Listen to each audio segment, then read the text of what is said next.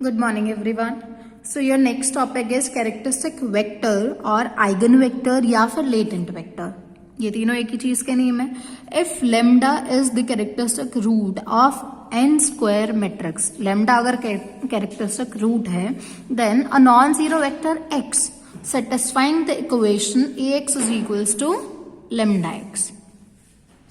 lambda क्या है यहाँ पे आइगन वैल्यू है, तो अगर लेमडा आइगन वैल्यू के कॉरस्पॉन्डिंग जो x मिलेगा सच दैट वो इस इक्वेशन को फॉलो करे ax is equals to lambda x, तो हम इसको क्या बोलेंगे कैरेक्टरिस्टिक वेक्टर. इस x को the characteristic vector of a matrix A is also called eigen vector और लेटेंट वेक्टर. तो अब हम इसको फाइंड कैसे करते हैं ये देखते हैं. अभी तो ये सिर्फ डेफिनेशन थी, तो अब देखते हैं एक क्वेश्चन के थ्रू कि हम कैसे फाइंड करने वाले हैं. तो find the eigen vectors of the matrix this. इस मैट्रिक्स के आइगन वेक्टर्स फाइंड करने हैं हमें. तो अब देखो वो कैसे निकलेंगे. तो पहले हमें कैरेक्टरिस्टिक पहले लेमडा चाहिए, तो कैरेक्टरिस्टिक रूट तक आइगन वैल्यूज तक जाना पड़ेगा. तो आइगन वैल्यूज के लिए a minus lambda I is equals to 0. तो हमने लेमडा की 3 वैल्यूज निकाली, 5 -3 -3. रिपीटेड आ सकते हैं, कोई इश्यू नहीं है. तो -3 2 बार है. So eigen vectors of A are non zero solutions of this. क्यों? क्योंकि हमें देखो क्या गिवन होता है, A X is equals to lambda X. इसी टाइप का चाहिए था. तो क्या मैं इसमें से इसको ऐसे लिख सकता हूँ, A X minus lambda X is equals to 0. ठीक है, और फिर यहां से x अगर कॉमन ले तो a minus lambda x is equals to 0. अब लेमडा को स्केलर है 1 2 3 4, हम मैट्रिक्स से उसको मल्टीप्लाई नहीं करा सकते, तो मैट्रिक्स फॉर्म में जब भी लिखना होता है तो लेमडा आई. तो दैट मीन्स इस इक्वेशन का जो सोल्यूशन आएगा x, this x is called what, eigen vector. तो हमने बस यही किया है, a minus lambda I into x. a minus lambda आई हमने ऑलरेडी फाइंड किया हुआ था, उसके साथ x हमने कुछ भी लेट कर लिया. अब देखो जितने हमारे पास ऑर्डर की मैट्रिक्स होगी उतने ही हमारी एंट्रीज आएंगी x के अंदर, मींस आइगन वेक्टर्स के अंदर. सो x1 x2 x3 equals to, ये 0 था तो 0 0 0 लिख दिया, डन. अब हम क्या करेंगे, लेमडा के कॉरस्पॉन्डिंग, हर लेमडा के कॉरस्पॉन्डिंग अलग अलग आइगन वेक्टर्स निकलेंगे. तो यहाँ पे कौन कौन, एक 5 है और एक -3 है, डन. तो दोबारा -3 के लिए निकालोगे तो सेम ही आएगा, तो वो कोई सेंस नहीं बनती कि आप -3 के लिए फिर से निकालेंगे. तो एक ही बार फाइंड करना है. और जब लेमडा इज इक्वल्स टू 5 होगा तो यहाँ पे लेमडा को 5 पुट करो, तो -2 -5, सो दिस विल बी 7. ऐसे 1 -5. देखो बाकी सारी एंट्रीज तो सेम ही है ना, सिर्फ डायगोनल पे लेमडा लेमडा है, तो बस डायगोनल पे -5 -5 कर देना है. देन x1 x2 x3 से मल्टीप्लाई भी कर सकते हैं हम, पर उससे पहले उन लोगों ने थोड़ा सा सॉल्व किया उसको. देखो अगर हम इसको सॉल्व करने से पहले, मल्टीप्लाई करने से पहले अगर इसकी रो एक्लन फॉर्म बना लेते हैं ना, मींस उसको एक डायगोनल मैट्रिक्स में कन्वर्ट कर लो, तो सॉल्व करना बहुत ईजी हो जाता है.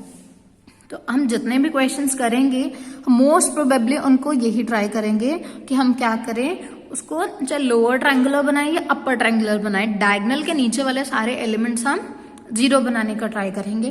तो यहाँ हमने क्या ऑपरेशंस लगाए हैं, देखो यहाँ ये जो एंट्रीज हैं तो ये बन गई. देन हमने क्या किया, 1 को सबसे ऊपर पिक करने के लिए R1 और R3 को इंटरचेंज कर दिया, तो 1 आ गया सबसे ऊपर यहाँ. अब इस 1 की हेल्प से, -1 की हेल्प से इस 2 और इस -7 को 0 बनाना है, तो उसके लिए ऑपरेशन लगा है. इसको 2 से मल्टीप्लाई करके ऐड कर दो तो 0 हो जाएगा, और 7 से मल्टीप्लाई करके सब्ट्रैक्ट कर दो तब 0 हो जाएगा. तो यही हमने 2 ऑपरेशंस लगाए हैं. तो ये मैट्रिक्स इसमें ट्रांसफॉर्म होगी ऑपरेशंस लगाने के बाद. पर अभी क्या बचा है, 1 के नीचे तो 0 0 बन गए. अभी यहाँ पे 1 बना लो, या ना भी बने, हमें डायगोनल देखना है. देखो ये डायगोनल हो गया ना, सिर्फ ये 16 बचा है. इसको 0 बनाने के लिए किसकी हेल्प लेनी है, इस -8 की हेल्प लेनी है. तो वो कैसे होगा, इसको 2 से मल्टीप्लाई कर दो 8 को, 8 2 से 16 हो जाएगा, तो ये -16 बन जाएगा ना. तो फिर हम क्या करेंगे, दोनों को ऐड कर देंगे, 16 -16 0 हो जाएगा. तो हमने क्या किया, R3 + 2R2 डन. तो R3 + 2R2 जब किया तो ये हमारी मैट्रिक्स हो गई. अब देखो इस मैट्रिक्स की रैंक कितनी है. इस मैट्रिक्स की जो रैंक है, रैंक क्या होता है, number of non zero rows. तो number of non zero rows are 2. तो रैंक इसकी 2 है, बट जो नंबर ऑफ वेरिएबल्स है जो हमें सॉल्व करना है that are x1, x2, x3, so that means these are 3 in number, ये 3 है और ये 2। सो इसका मीनिंग क्या है कि यहाँ पे हमारे पास इनफाइनाइट नंबर ऑफ सॉल्यूशंस आएंगे जब भी number of variables rank of matrix से कम, sorry rank of matrix number of variable से कम आती है तो इनफाइनाइट नंबर ऑफ सॉल्यूशंस आते हैं, और उसके लिए हमें कांस्टेंट सेलेक्ट करने पड़ते हैं, और जो नंबर ऑफ कांस्टेंट्स हैं वो किसके इक्वल होते हैं, number of variables minus rank of matrix. तो number of variables are 3 minus rank of matrix is 2, so 3 minus 2 is 1, that means इस बार एक कांस्टेंट आने वाला है। तो मीन्स किसी भी x1, x2, x3 में से किसी एक को 0 लेना। तो पहले सॉल्व करके देख, सॉरी 0 नहीं लेना, कांस्टेंट लेना कुछ भी। तो पहले इनको मल्टीप्लाई करके देखते हैं क्या क्या बनता है। तो देखो थर्ड वाली रो तो पूरी की पूरी 0 है, तो वहां से तो हमें कुछ मिलेगा ही नहीं। फर्स्ट वाली से क्या मिलेगा, -x1 -2x2 -5x3 equals to 0।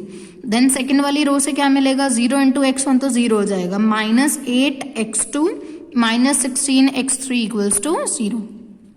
तो अगर मैं लास्ट वाली से सॉल्व करूं तो क्या आएगा, x2 is equals to -2x3। Done. तो x2 x3 के ऊपर डिपेंड कर रहा है। और अगर मैं इसको, इस वैल्यू को, x2 की वैल्यू को सब्स्टिट्यूट कर दूं यहां पे, तो क्या मिलेगा, minus of x1 -2 times x3, sorry 2 times x2, x2 is -2x3 -5x3 is equals to 0. So minus x1 plus 4x3 minus 5x3 is equals to 0. So this means minus x1 minus x3 is equals to 0. So this means कि x1 is equals to minus x3, और यही हमने लिखा हुआ है x1 is equals to minus x3। तो जो x1 और x2 है दोनों x3 के ऊपर डिपेंड कर रहे हैं, और हमें एक को तो कुछ भी आर्बिट्ररी कांस्टेंट लेना ही लेना है, तो हम क्यों ना x3 को ही ले लें, सो दैट कि हमें x1 और x2 भी मिल जाए। तो x3 को कुछ भी ले लिया k, तो अगर x3 k है तो x1 कितना है, -k, और x2 कितना है, -2k। तो ये x1 x2 x3 तीनों मिल गए। तो यहाँ पे जो कैपिटल X है वो क्या था, x1 x2 x3, तो वैल्यूज लगा दी, k यहाँ पे कॉमन पिक कर लिया कांस्टेंट, तो क्या बचा, -1 -2 and 1, which is the characteristic vector corresponding to lambda equals to 5 for each k not equals to 0। कोई भी नॉन जीरो कांस्टेंट लेना होता है तो वो हमने ले लिया था। अब ऐसे ही सेम बिल्कुल किसके लिए काम करना है, -3 के लिए। तब स्टार्ट करता है -3 के लिए।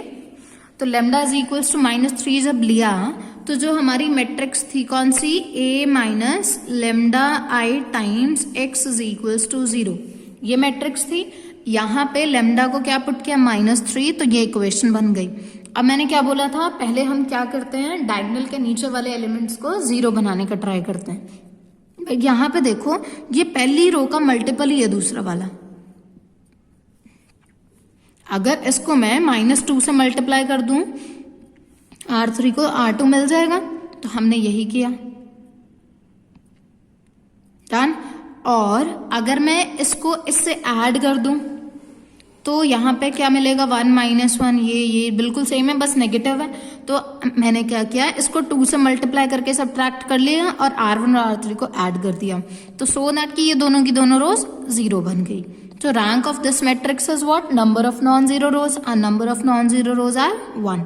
So rank of this matrix is 1, and the number of variables जो हमें find करने हैं that are x1, x2, x3. So that means these are 3 in number. The number of variables is 3, and rank of matrix is 1. So यहाँ पे क्या आएंगे, infinite number of solutions आएंगे, and number of arbitrary constant is number of variables minus rank of matrix. So 3 - 1 is 2.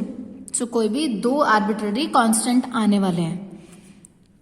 तो सिर्फ यहां से अगर मैं चेक करूं तो क्या आएगा, x1 + 2x2 - 3x3 equals to 0। अब किसी भी 2 को कांस्टेंट लेना और कुछ भी लेना, ठीक है, ये हमारी विषय कि हम क्या लें, ये K1 K2 लिखे हुए आप A B C जो मर्जी लें, बस हमें कुछ भी दो कांस्टेंट्स लेने हैं और किसी भी दो को, ये भी कोई रिस्ट्रिक्शन नहीं है कि x2 और x3 को ही लेना है, आप x1 x2 को भी ले सकते हैं, आप x1 x3 को भी ले सकते हैं, दैट्स योर विश कि आप कौन से दो वेरिएबल को आर्बिट्ररी कांस्टेंट्स की वैल्यूज दोगे, तो सच दैट कि हम थर्ड उसके टर्म्स में निकाल लेंगे।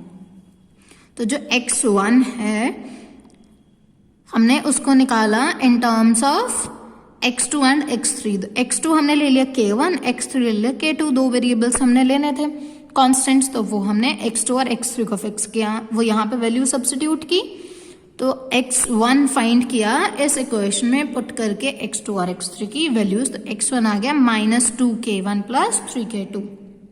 डन। अब x1 x2 x3 क्या है, x कैपिटल X, तो यहाँ पे वैल्यू सब्स्टिट्यूट कर दी। अब देखो यहाँ पे K1 यहाँ पे K1 नहीं है, तो K1 के प्लेस पे उसके कोएफिशिएंट 0, तो K1 वाले के लिए एक कॉलम वेक्टर बना लिया, K2 के लिए सेकंड वाला कॉलम वेक्टर बना लिया।